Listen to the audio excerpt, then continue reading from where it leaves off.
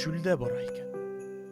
Бер шайтан кеше рәвешенә кереп, аның янына килгән һәм аның белән бара башлаган. Көн үтеп кич җитә, тагын таң ата, алар һаман баралар.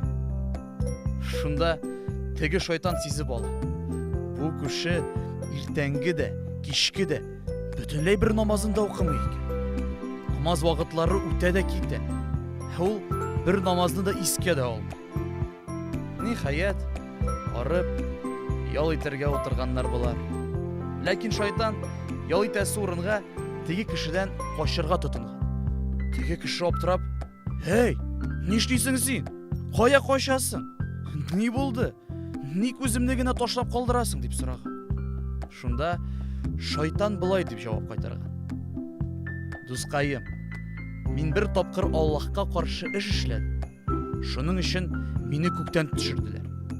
Син көнгә 5 тапкыр Аллаһ кушканга каршы барасың. Шуңа да күктән сиңа каргыш ташлары коела башлаганда, мин синең яныңда булудан куркам."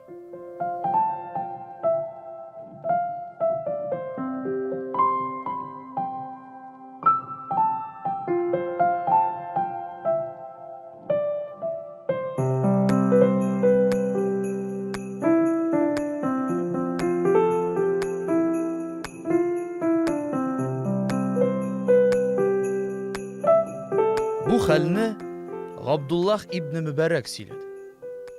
Без утка табынучы белән эшли идек.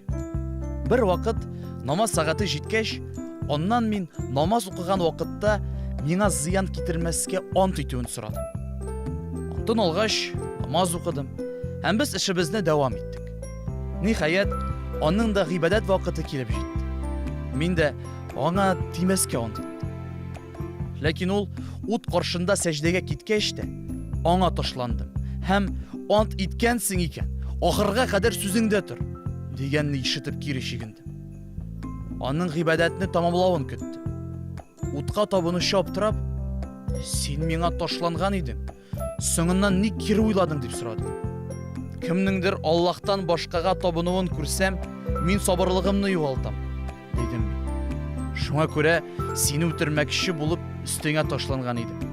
Ләкин мин ант иткәнсең икән, ахырга кадәр сүзеңдә тор" дигән сүзләр ишеттем. Эшемне шуңа күрә башкара алмадым. "Синең Раббың шин Алла", диде утка табынучы.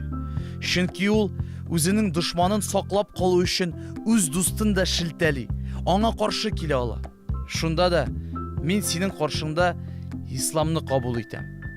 Шул сүзләрдән соң ул шәһадәт әйтте.